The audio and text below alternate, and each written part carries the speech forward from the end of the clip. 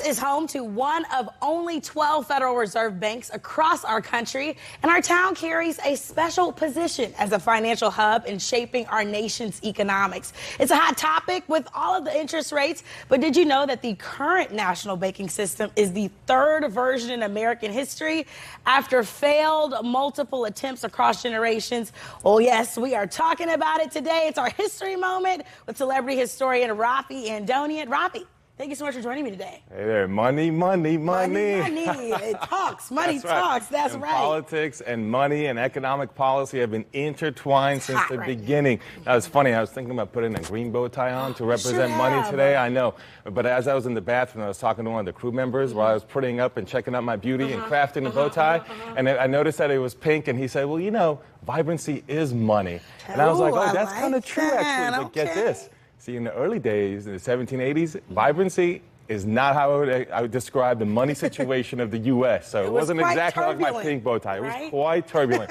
And as a result of that, we get the first national bank. The first national bank is basically with Alexander Hamilton, who we've all heard of because of the musical in recent years, yes, and he's trying to take a national bank, and without getting too far into the details, to stabilize the Revolutionary War debt and stabilize the economy. And opposing him is Thomas Jefferson, who sees a more agrarian society. And in an agrarian society, a lot of those farmers are often in debt, and he doesn't want to be beholden to the commercial classes. There's a great line, you know, in the Hamilton musical, right? Hamilton says to Jefferson in the debates, he goes, Thomas, that was a very nice declaration. Now step inside to the modern nation. We're trying to run a real nation. Remember that whole song? It represents that debate, which still goes on to this day.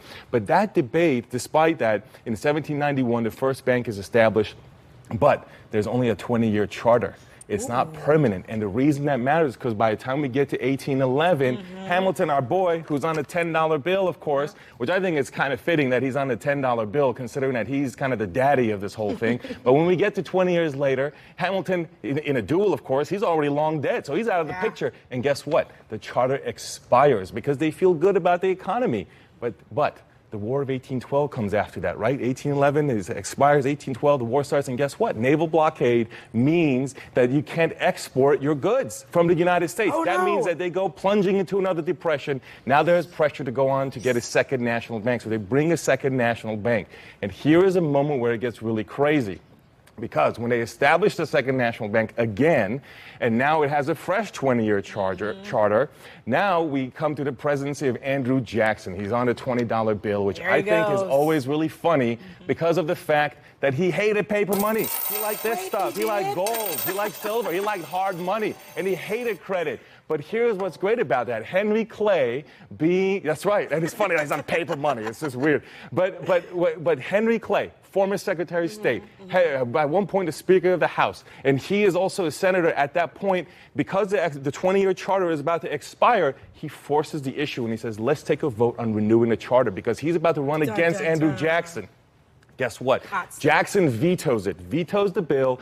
He says, we're not renewing the bank. This sets off a huge uproar in the election. Henry Clay goes on to lose the election. Jackson wins. He sees it as a mandate to dismantle the bank even in advance of expiring the charter. So he takes federal deposits, puts them into the states. It's questionable if it's even legal at that point. He goes through 3 secretaries of the Treasury to make it happen. And then you would think now that the bank is dead in 1836, it's over, right? No national bank. Wrong. No. 5 years later, Henry Clay, our boy, the senator, comes back into the picture. And now he has President Tyler, who's of the same party, the Whig Party. So this time he thinks that if I set forth the thing to actually bring the bank back, we'll get it. We'll get the bank back, right? And Tyler vetoes it. Despite the fact that he initially had opposed what Jackson did by vetoing, he himself flip-flops, vetoes it against his own party. And that happened today in 1841 on August 16th. And you know what that leads to? This is the drama moment. This is the drama. What that leads to is a mob shows up outside of the White House, starts shooting guns into the air, starts getting the effigy of President Tyler, John Tyler, burns it, throws rocks at him as he's walking around the White House. One of them hits him in the head. And despite that, he refused to press charges, but he did get hit. He literally was attacked. And that's the reason that the modern police force in Washington, D.C. exists, is because of those protests. It's because of that crime, that violence that happened all over the war over the bank. It's called a bank war.